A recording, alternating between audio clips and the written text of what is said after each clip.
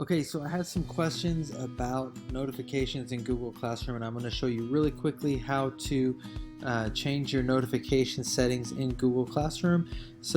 I have multiple classes here for my Google Classroom. You'll see that they're set up here, but I'm going to click on these three lines right here where it says Google Classroom in this main menu, and I'll go down to Settings.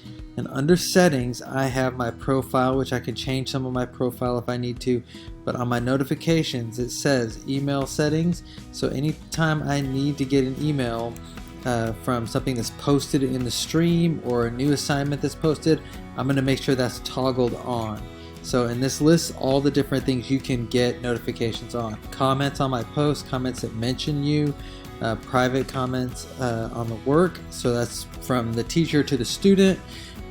Classes that you're enrolled in, anything that is updating within the class, it should send it to you.